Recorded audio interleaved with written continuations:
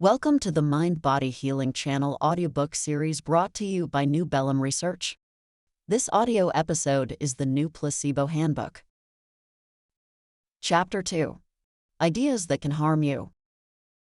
In 2007, a physician named Roy Reeves reported in the Journal of General Hospital Psychiatry the case of a patient who nearly died from an idea.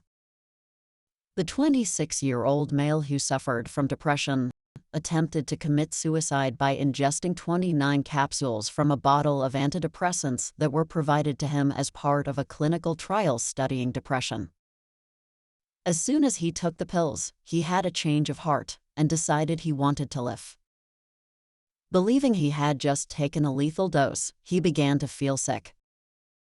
He knew he needed medical attention and drove to the emergency room of a local hospital as fast as he could. After frantically explaining what happened, he showed Dr. Reeves the empty bottle of the antidepressant trial drug. The patient's blood pressure was dropping rapidly, he was hyperventilating, and sweating profusely. Dr. Reeves performed blood tests but could find nothing unusual in his blood.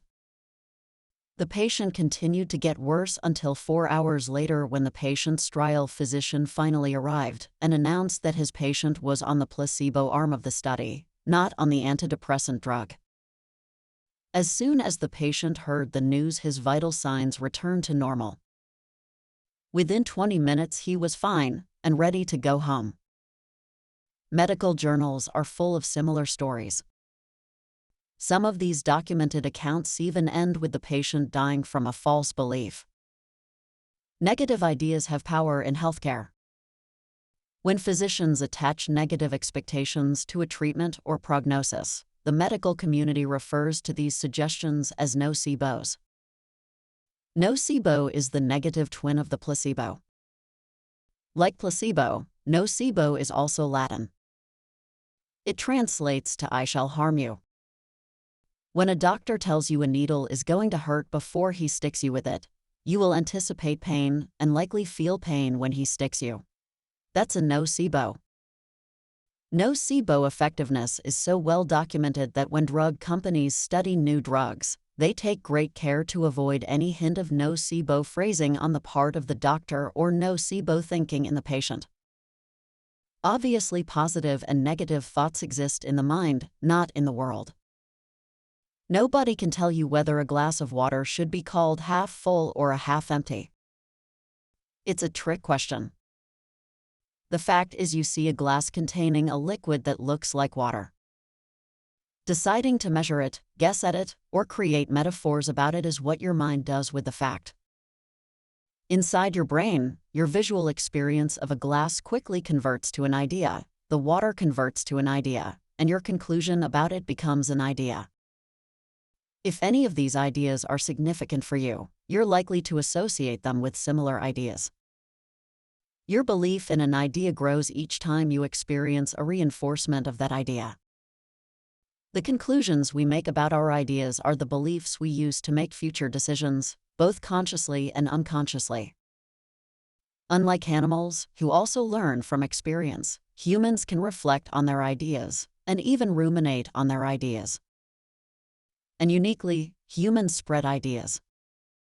Humans routinely attach emotional and cognitive significance to ideas, and if further experience proves an idea to be untrue, we have the ability to detach ourselves from the earlier significance we gave that idea, enabling us to change our belief. From your brain's point of view, ideas that are helpful are remembered, ideas that are not helpful are forgotten.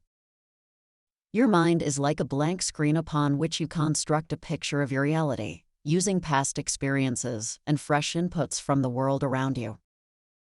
It is far more important to your brain and your physiology that this picture is useful to your survival than how closely your view matches objective reality.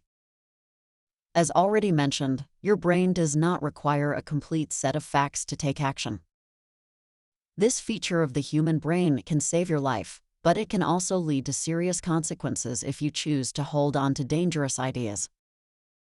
Psychologists have developed effective techniques to help control negative thinking and its effect on the individual's unhealthy beliefs and unhealthy behaviors. Mindfulness training is one of the more effective of these techniques.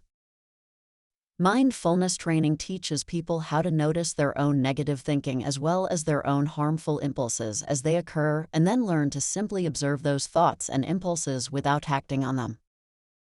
In one recent study of nurses at a hospital, mindfulness training enabled nurses who wanted to lose weight to do so without adhering to a diet plan or diet advice. The nurses learned to be conscious of their thoughts and impulses as they appeared in their mind, and then learned to replace them with thoughts about those thoughts.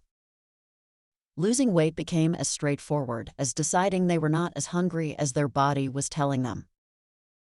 By observing their thoughts in real time, they took control of their brain's learned impulses.